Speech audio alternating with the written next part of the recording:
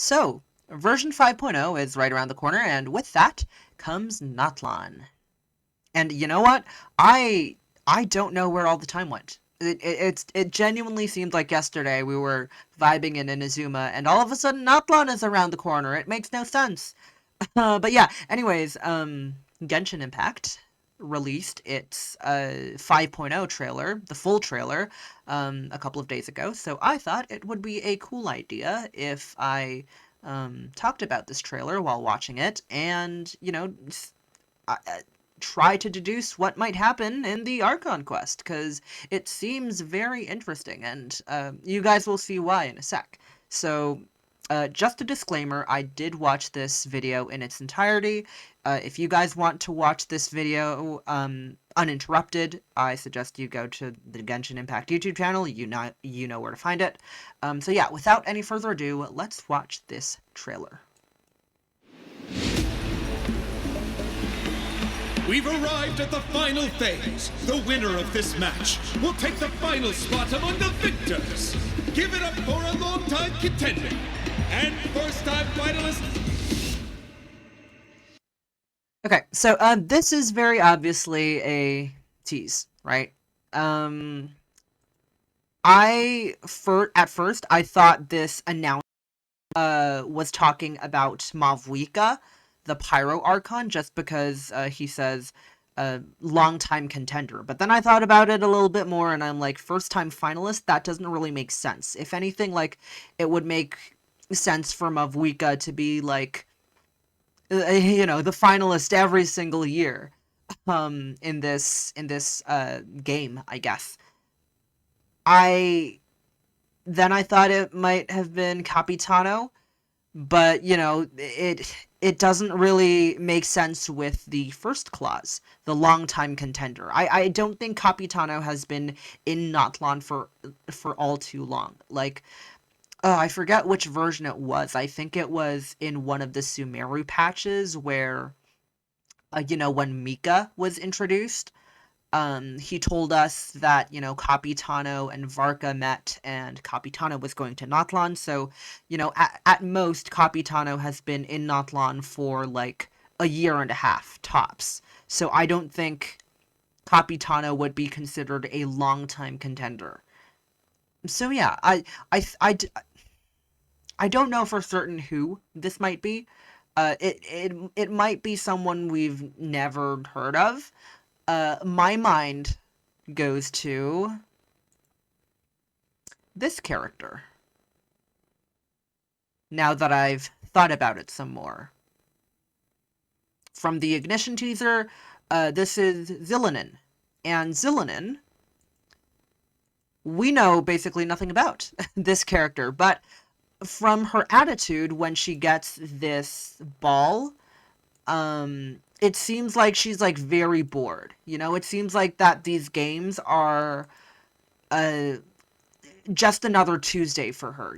She seems like this veteran of these games, and that's just the vibe I get from looking at her character. We'll play a little bit of this video.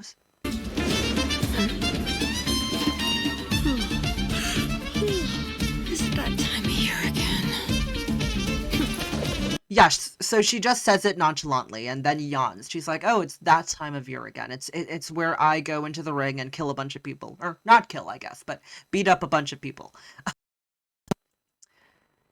Oh, now that I think about it, Zillanen, it fits long-time contender, but I don't think it would fit first-time finalist. I mean, maybe.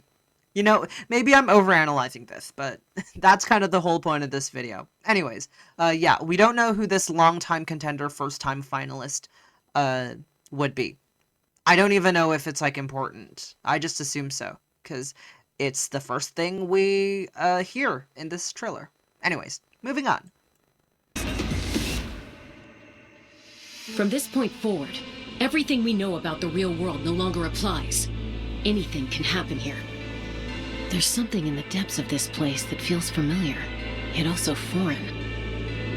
The pilgrimage... Okay, so I'm going to tell y'all a little hack, alright? A little a little bit of what we call literacy. So there is a trend in these Genshin Impact version trailers for them to mix and match a bunch of different shots, right? We have some shots from the story, we have some shots from, if it's like an Archon quest patch, like we have some shots from an Archon quest, but maybe, some shots from more minor stories, character stories, and maybe some shots just like to showcase the landscape. The way you deduce a like story shot and a landscape shot is that if there are no playable characters in any particular shot, then it's probably not going to be part of the story. So this is probably just to showcase like the locations that we will be going in Natlan. I don't think that this will be part of the Archon quest, personally. However, if we About the real play world no longer applies. Anything can happen here. There's something in the depths of this place that feels familiar, yet also foreign. So this is really interesting because this is clearly like some sort of like abyssal rift, I would say. This might be in the Archon. They might have cut from a lot of different like landscape images to this shot just to trick us into believing that everything we just saw was also going to be a quest. I don't think that's the case. I think that this abyssal rift might be in the Archon quest, or it might be from, like a story quest or something like that. But yeah, moving on. The pilgrimage is not merely a trial to determine the strongest among us, but also a stage upon which to showcase your individual growth. The purpose of the pilgrimage is not only to select strong warriors, but also to collect contending fire from the battles. Okay, that was a very interesting line. The purpose of the pilgrimage is not only to select strong warriors, but also to collect contending fire.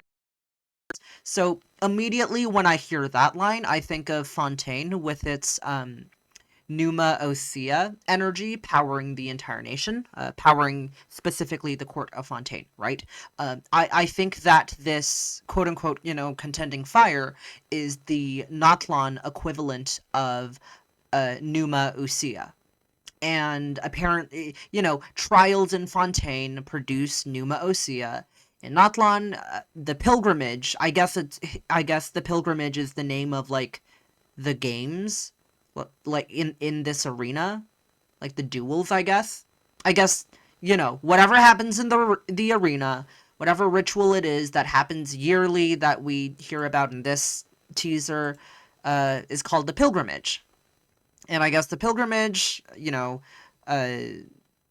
produces contending fire, and I shouldn't have paused here, actually. Hold up. Fire from the battles. Natlan is only safe from the invasion of the Abyss, while the sacred flame burns eternal. And that is why the contending fires and the pilgrimage and the sacred flame is important to Natlan. It's because back the Abyss, right? And you're gonna see multiple times throughout this trailer that the Abyss comes back in, and it seems like Natlan is very closely linked to the Abyss for whatever reason. This trailer in particular, and in extension, I think the entire Natlan Archon quest is very Abyss heavy, and I think, at this stage in the story, like, yeah, we are going to have answers about what's going on with the Abyss, what's going on in Conria, what's going on in Celestia. This isn't the stage of the story where we're all mysterious and where we introduce new things and new concepts. This is the phase of the story where we start answering some of the questions that we've had for years in some cases. But yeah, these battles producing flames for the sacred flame to combat the Abyss. Very interesting, very reminiscent of Numa Usia. And let me look at my notes. Let me see if I have some more things to say. Oh yeah, okay, so this arena and the games that are held in this arena might be more like it might be more of a symbolic place than a place where people like go to like battle each other to the death. Like I don't think people are battling each other to the death in this arena. I don't think that's Hoyo's style, because like this happens every year, and I don't know. Something about that just rubs me the wrong way. I don't think people are fighting each other to the death in this arena. I think it's either like what's happening here. I think it's either like duels until someone surrenders, or it's some sort of game of other sort. I've heard some people saying that the purpose of this arena, the purpose of these games is to resolve conflicts between the different tribes. We know that Natlan has 6 different tribes, and I've heard some people saying that, the reason why these games might be happening is because it's how the people of Natlan, it's how the different tribes resolve their conflicts. I don't think that's the case. I don't think the Natlan story is going to be about 6 different tribes warring with each other and going into this arena to duke it out. And also, another reason why I don't think that that's the case is because in the Ignition teaser, we learn that this pilgrimage happens once a year from Zillinen. And if I'm thinking of how to phrase this, it wouldn't make sense for in my head, it doesn't make sense that, you know, if the purpose of these games was to resolve conflicts, it doesn't make sense for it to be scheduled. For me, if that were the case, if the purpose of the pilgrimage is to resolve conflicts, for me, it would make more sense if people just held the pilgrimage like whenever conflicts arise. It doesn't make sense to me that it would happen annually. The fact that this is more like planned out, and that this is an annual, I guess, celebration, says to me that this is more ritualistic and not, you know, something that people do to resolve conflicts. So yeah, that's it. Trial to determine the strongest among us, but also a stage upon which to showcase your individual growth. Sorry, yeah, one other thing that I would like to say about this landscape in particular, I've gathered sort of, I guess, central locations that we'll see in the Archon quest. I don't think that whatever this area is, I don't think that this area will be part of the actual Archon quest, because from watching the entire trailer, it seems like the 2 big plot points of the 5.0 Archon quest is A, the games and the arena, and B, the Abyss. And I guess this might connect to the Abyss, but I do think it's like a tease. I do think that they're just trying to bait us into thinking that this is part of the Archon quest. I don't think it is. Anyways, moving on. Showcase your individual growth. The purpose of the pilgrimage is not only to select strong warriors, but also to collect contending fire from the battles. Natlan is only safe from the invasion of the Abyss, while the sacred flame burns eternal.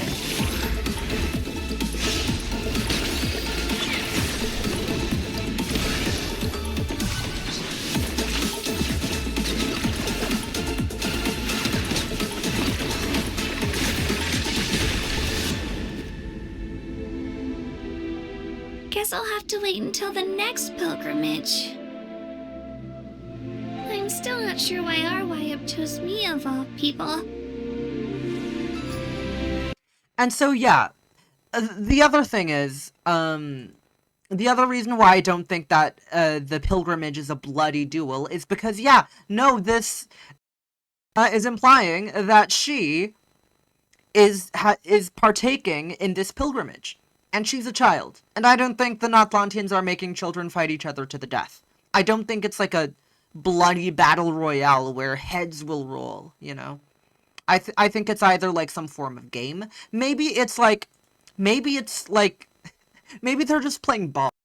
Maybe they're passing each other a ball in the arena. I know that there are indigenous cultures out there that have their like very ball games and whatever. That would be cool. I would like to see that. And there, you know, there's no reason that it can't be both. There's no reason that it can't be like, okay, we start off with the ball game, and if people so choose, they can also duel each other with swords and whatnot, with weapons, and you just don't kill each other, you know, just fight each other until one of you surrenders. So, yeah. Mitch. I'm still not sure why our YUP chose me of all people. It took the combined efforts of the then Pyro Archon and heroes from every tribe to finally repel the Abyss. Again, Abyss mention. Even so, the effects of the invasion lingered for hundreds of years, only able to be reversed little by little. Our current Archon achieved an overwhelming victory. The result was obvious from the beginning. Okay, so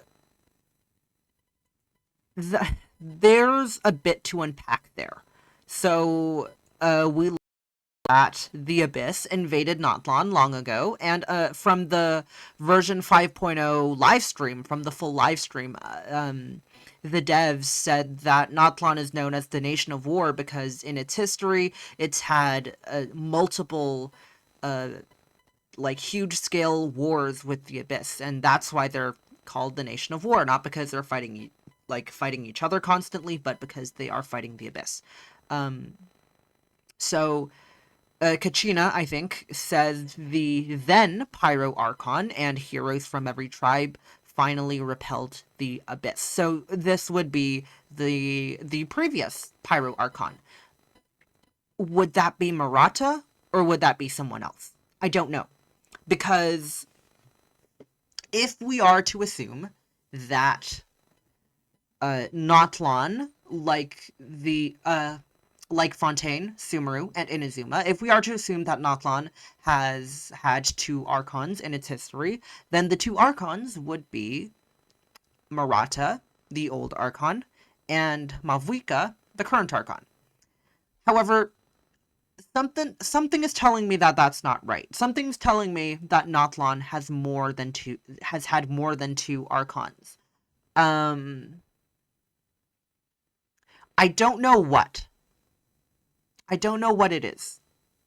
Something tells me that, you know, Natlan, like, up to a couple of weeks ago, when we were bombarded with a bunch of information with Natlan, or I guess a couple of months ago, Natlan used to be, like, the most mysterious nation, and we never knew why. And still to this day, like, Natlan is a fairly mysterious nation, even though we're getting all of these images of all of the Saurians and whatnot. And especially, you know, the fact that Neuvillette never mentioned the Pyro Archon when talking about Natlan. Like, there's something strange going on there about Natlan and its relation to the Archons. We know that, you know, Mavuika probably is the Pyro Archon. And, you know, I'm not doing a good job at, like, cohesively putting together my thoughts. All I'm saying is that I think that there's more to the Archons of Natlan than what meets the eye. I do think we will be learning a bit about Murata in Natlan. Maybe not 5.0, but eventually, I would hope. But there's something strange going on with Mavuika. Just like there was, something strange about Focalor, but we only really learned about that in 5.0. I think Malvuika is hiding something. Anyways, yeah. Continuing on. Finally repel the Abyss. Even so, the effects of the invasion lingered for hundreds of years, only able to be reversed little by little. Our current Archon achieved an overwhelming victory. So Malvuika apparently achieved overwhelming victory. Malvuika did something special, did something noteworthy. My question is Malvuika Archon because she did something special? Like, is Malvuika the Archon because of the fact that she achieved an overwhelming victory? Or was Malvuika... Did the overwhelming victory occur because Malvuika was the Archon? Like, what happened first there? Until a couple of days ago when this trailer came, my headcanon, and we are talking about headcanon at this point, so there's no real, like, proof, I guess, but my headcanon has always been that, this pilgrimage, this arena battle, the purpose of the arena battle would be to figure out, like, who the next Pyro Archon is. Obviously, that I don't really think that that's the case.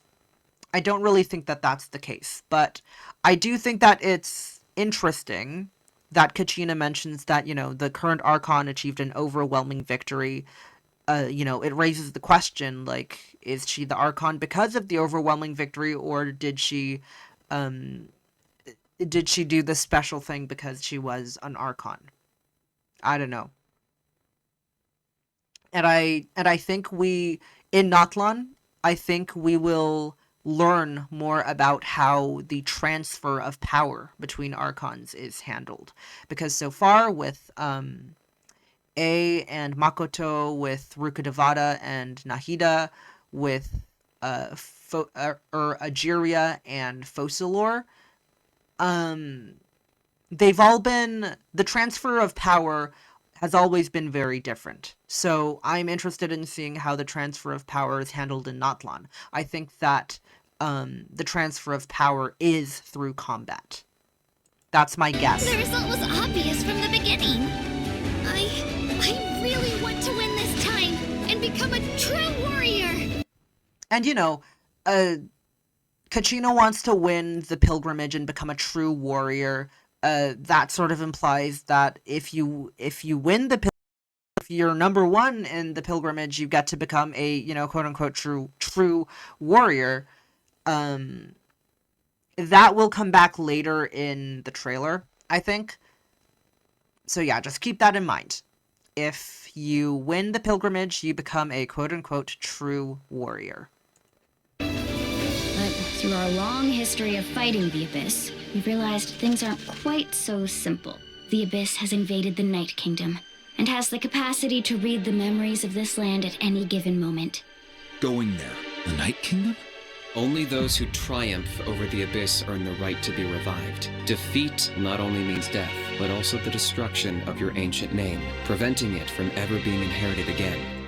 Okay, alright, that is a huge lore drop. Okay, so, the Night Kingdom. The Night Kingdom, really?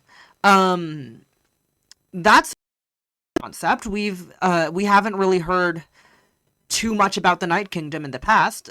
Obviously, feel free to correct me if I'm wrong down in the comments below, but I think the concept of a Night Kingdom is new here. We don't really know what a Night Kingdom is, but I have a guess. And my guess comes from, like, a couple of frames, actually. Hey, look at that. That looks a lot like a celestial nail. I'm assuming that this is the Night Kingdom, because currently they're talking about the Night Kingdom and the Abyss, and we're here. So I would presume that here is the Night Kingdom. And that looks like a celestial nail. So I think the Night Kingdom is Natlan's version of a ley line disorder. Kind of like how Sumeru has the celestial nail in the desert, and Inazuma has the celestial nail on one of the islands. I forget it. I forget its name. Surumi Island? I'm not sure. The foggy one. Inazuma has a celestial nail there, and Mondstadt has Dragonspine with its celestial nail, causing the mountain to become a winter landscape. I think that this celestial nail has caused this area to become, quote unquote, the Night Kingdom, and turn this entire landscape into like a dark land filled with, I think, like these obsidian pillars, I guess, right? However, whoever's talking here, I think it might be Kanich, is saying that the Abyss has invaded the Night Kingdom, and that because the Abyss has invaded the Night Kingdom, the Abyss can now read the memories of the land. The Night Kingdom is inherently a malevolent force. I think the Night Kingdom, to Natlantians, I think the Night Kingdom is like the equivalent of like a spiritual afterlife, and it's pretty gnarly that the Abyss has invaded the afterlife, I don't know what that could mean. Apparently, the Abyss can read the mind, or what was it? Read the memories of this land now. I guess Natlan, because it's invaded the Night Kingdom. That doesn't sound good. I don't know what the implication of that might be. But yeah, that's pretty gnarly. That seems like a problem. That seems like we don't want the Abyss Order to be doing that. We don't want the Abyss Order to be reading the minds of the land. Let's continue. It from ever being inherited again. Oh wait, yeah. Hold up. One more thing. This passage that we're on right now. Only those who triumph over the Abyss earn revived. Defeat does not only mean death, but also the destruction of your ancient name, preventing it from ever being inherited again. So, ancient name. In the subtitles, it is capitalized, meaning that the ancient name is probably like an important concept, as opposed to just like, oh, my last name, my first name, my ancient name. I think this is like an important concept to the people of Natlan, and I think that ties back in with the true hero, the concept of the true hero that Kachina mentions when talking about how she wants to win the pilgrimage. Or I guess, yeah, that would be the correct turn of phrase, I think. Win the pilgrimage. That sounds kind of weird, but yeah. I think that the winners of the pilgrimage are able to get an ancient name. And I think that, a lot of the mythological figures in Natlan and a lot of the heroes in Natlan, I think that is where they draw their powers from. They draw their powers from the fact that they have an ancient name and they have won in the arena before. And I think that those people who have won the pilgrimage, I think they have like a very special place in Natlan. Sort of like I guess the Adepti in Liyue. I think that these people in Natlan with ancient names, they have sort of like an elevated status because of the fact that they've won the pilgrimage. However, Knitch also mentions that only those who triumph over the Abyss has earned the right to be revived. Defeat not only means death, but also the destruction of your ancient name, preventing it from ever being inherited again. I already read that line. I don't know why I read it twice, but that, like, there are a bunch of concepts packed into those two sentences, right? Immediately what comes to mind is what Dainsleif said in the Travail teaser about how in Natlan the winners will burn bright, but the losers will burn to ash. And the Pyro Archon, the reason that's the way it is because the Pyro Archon has her reasons. And when Dainsleif puts it like that, admittedly, I did think that, the Pyro Archon was the instigator of this rule. The winners must turn to ash because the Pyro Archon willed it so. However, then we get this piece of information, that the Abyss is involved. And all of a sudden, I don't think Mavwika is fully at fault here. I don't think Mavwika is the sole cause of why...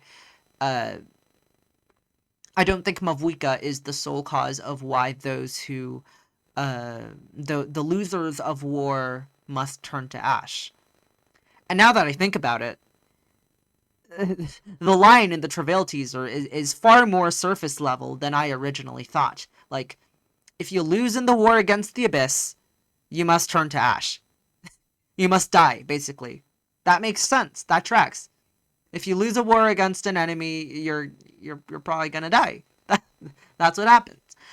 But what's interesting here is that, defeat not only means death, but also the destruction of your ancient name. That, and that just makes the concept of the ancient name sound sort of spiritual. Almost like the ancient name can be passed down. Like, literally passed down from human to human, generation after generation, and that is an important thing. Somehow. And, it becomes a problem if the people with ancient names start dying to the Abyss, because not only do these great heroes who have won the pilgrimage, not only do these heroes die, but their ancient name also gets eliminated. And for whatever reason, the ancient name is probably really, really important. In fact, it's probably what's keeping the Abyss from consuming Natlan altogether. We'll get to that later in the trailer. Inherited again. You heard something from here, didn't you? Hi, Capitano. Kinich, what is the meaning of this? Only one way to awaken you all from your willful blindness. Okay, so I think all of this is not part of the Archon quest. This thing with Kinich, or Kinich? I don't know. This thing with Kinich is probably his story quest. This. Only one way to awaken you all from your willful blind. I don't know what this is. This doesn't fit in with the game's arena theme of the Archon quest, nor the Abyss theme of the Archon. I don't think this is part of the Archon quest. This thing falling, I don't think that's important. More I also don't think this guy's important. This guy is one of the bosses. sacrifices must be made. You'll die if you try to make Yeah, none of this seems important to the actual Archon quest. your way forward. Why don't you just give up? You want to know why I won't give up? I should have died 5 years ago. Take me as your next sacrifice. Okay, and now we're here with Mavwika.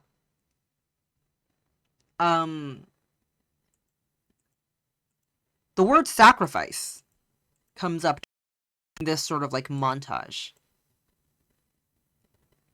The person who's saying this is probably an NPC. The person who's saying, take me as your next sacrifice. This is very interesting. Because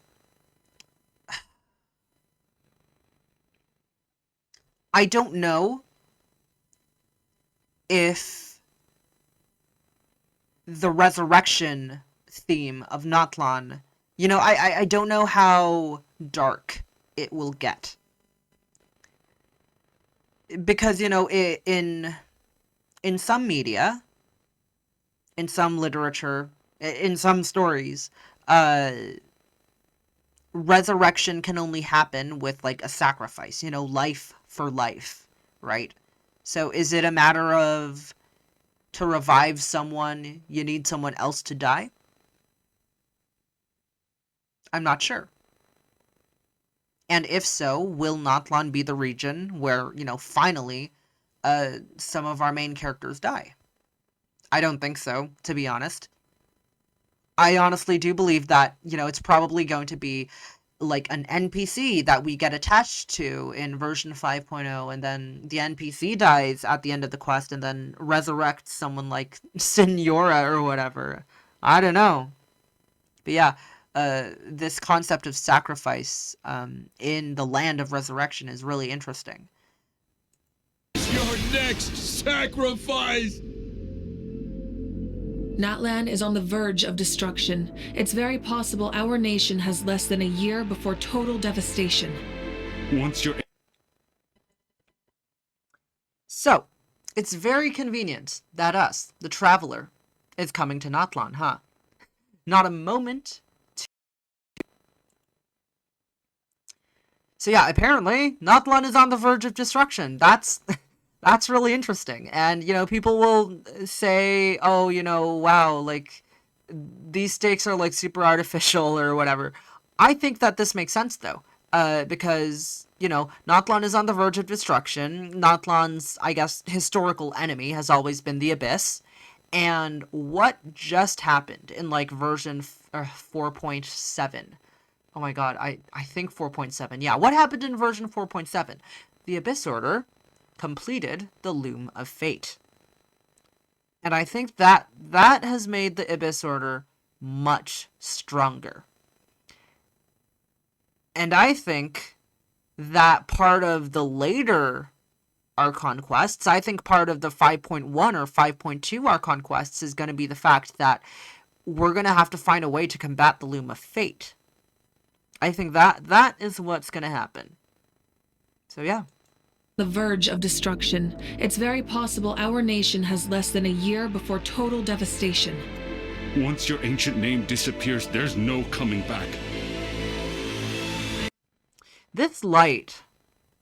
Once your... Okay, so this is obviously a domain. Ancient name disappears, there's no coming... But this light is really interesting. Because at first I thought, you know, okay, this doesn't look like anything to do with the Abyss or the games. I don't think it's part of the Archon quest. However, Mavwika is right here. So I'm conflicted, because on one hand, Mavwika is here. So I don't think this is just like a landscape shot of them showing this tower. But on the other hand, this kind of reads as someone just having Mavwika in their party and just staring at this thing. I don't know. Maybe it might be part of the Archon quest. Maybe. Back.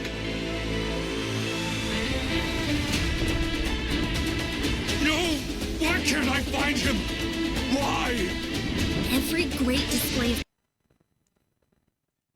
This is real. This is real interesting. I think I do think that this is going to be part of the Archon quest, because you have this like abyss, Yumkasaurus, and then this abyssal sort of like I don't even know what it is. This like abyssal monolith or something. And I, you know, maybe this will be how we get to the Night Kingdom, which we're just gonna see in a second. So yeah, I think the structure of the 5.0 Archon quest is going to be, we're at the games, we fight Capitano, or Mavwika fights Capitano, and then a bunch of abyssal creatures show up for no reason, and then we go to the Abyss, and then we seal the Abyss, yada yada. I don't know the specifics. I can't begin to guess the specifics, but yeah, let's move on. great display of power comes at a price. We'll never make it! That is the tragedy of your short lives. You understand nothing of all-encompassing power. Who is this? Huh. That's okay, what color is Chaska's hat? That's like black with a bit of like gold, I think. Chaska.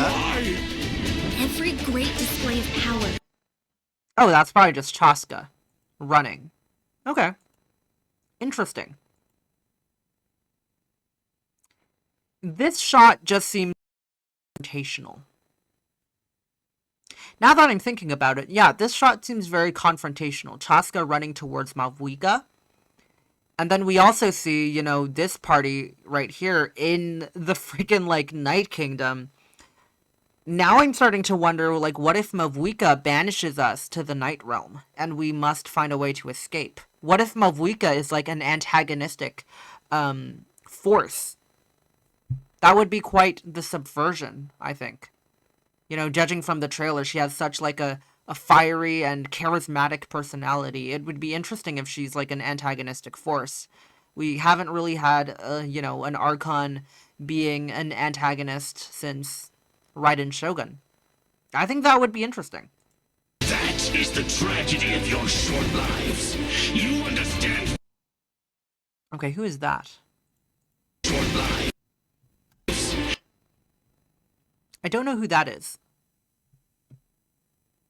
That might just be a new enemy. You understand nothing of all-encompassing power. We shall unite the tribes and Eon-san is Electro, by the way. save Natlan from its impending doom. Also notice the Traveler still is using Hydro, which means that for whatever reason, they don't get pyro powers.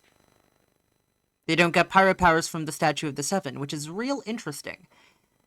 And, you know, Mavuika's, I guess, intentions, what's the right word? Intentions, validity as Archon might be in question.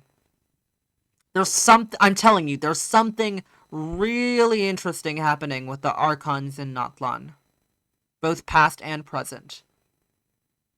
I don't know why the Traveler still has Hydro. Real interesting. What use is the Gnosis in your hands? I don't know what you mean. But it sounds like this is about more than the Tsaritsa. Your plan has reached an impasse, and now it falls to me to create new rules for Natlan. People like us. Let our flames do the talking!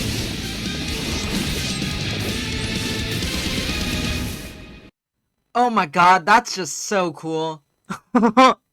Like, that is just so cool. I mean, with that hair, looks freaking fantastic, man. Like, jeez. That will look so sick, like, once we were able to play as her. And, you know, it seems like, yeah, Mavuika and Capitano, they're going to be fighting in the pit. So maybe it is, maybe the pilgrimage is a duel. Maybe not to the death. But yeah, maybe it is just a duel. And, you know, we have heard that Capitano is very honorable.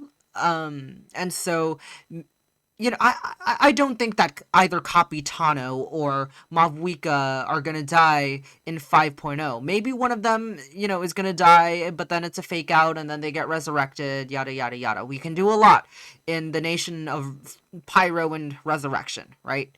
But something tells me that both of them are going to be fine. And, you know, they're dueling right now, but Capitano's honorable, so he won't kill the Pyro Archon, and the Pyro Archon's honorable, and she won't kill Capitano, but still, it's sort of like a show of strength thing. Who's more, who has the authority to wield the Gnosis, you know? Maybe it's that sort of thing. What's really interesting is what Capitano says here. He says... Or actually, what's interesting is what the both of them say here. Mavuika says that this does not seem like... what Capitano is doing doesn't seem like it's part of the Tsaritsa's plan. It seems like bigger than the Tsaritsa. And I am inclined to agree, because Capitano later says that he has to create laws, new laws for Natlan. And... that gives me the impression that Capitano, you know, is feeling sentimental towards Natlan for some reason, and or maybe he's not. Maybe he wants to use Natlan for his own purposes. I'm not really sure. However, I want to talk a little bit about Capitano's design. First off, Mavuika looks very cool, we know this. And Capitano looks terrible. He looks absolutely terrible without the cape. With the cape, he looks magnificent, glorious, 10 out of 10, kakara, you know?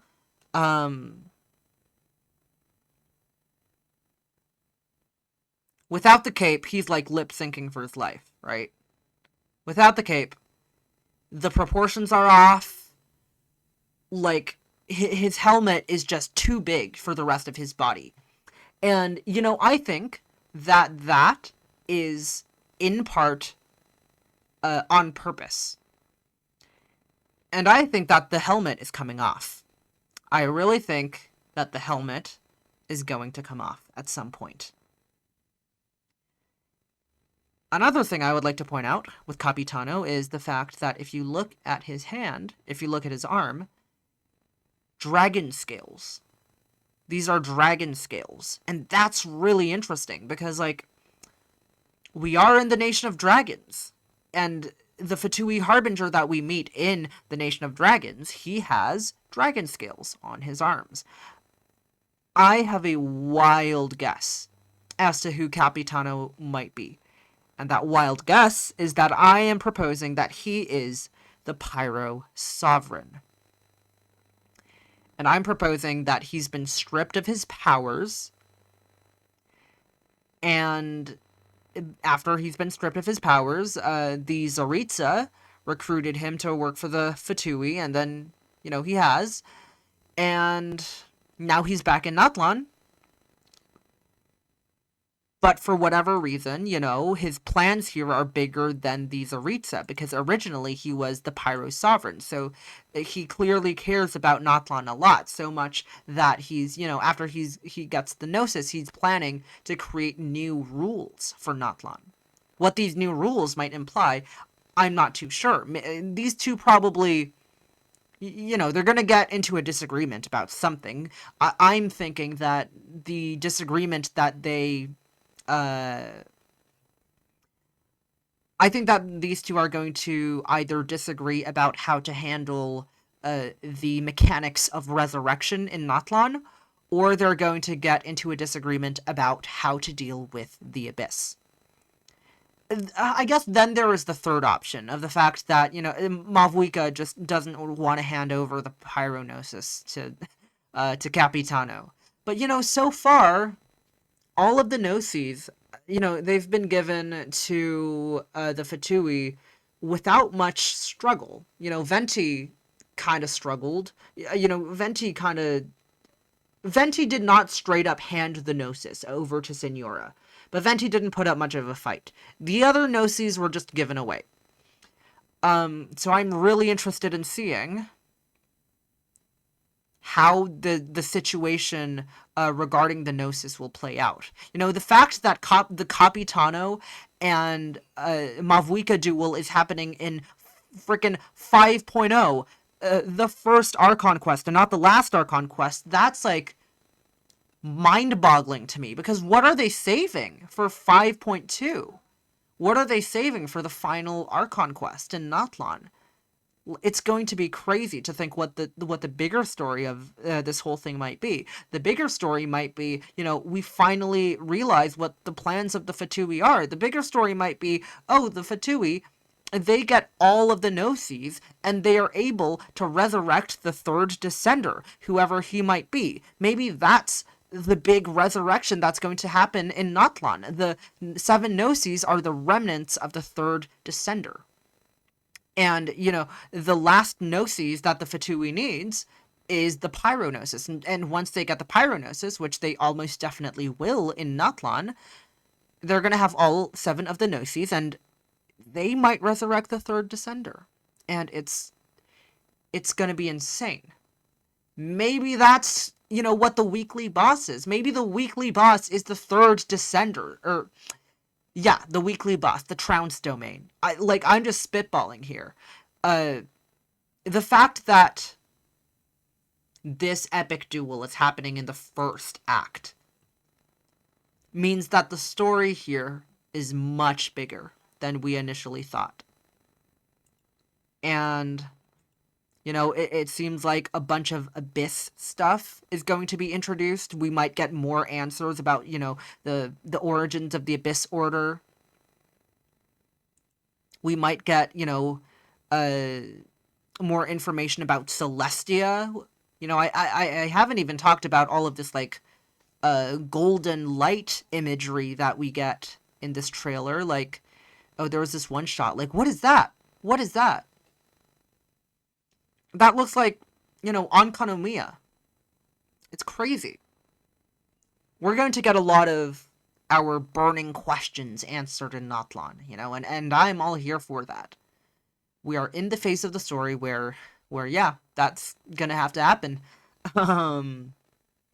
Yeah. Okay, I'm looking at my notes. I'm seeing if I've missed anything. Yeah, the helmet's fit is terrible. Yep. Dragon scales. Oh yeah, the cubes. The cubes in Natlan. I recently posted a video about all of, like, Simulanka and how it relates to Natlan, and in that video, one of the points was that, you know, Natlan and the Simulanka, they seem to have, like, a lot of cubes in their landscape. We don't really get a lot of that in this trailer. Or we get some, I guess.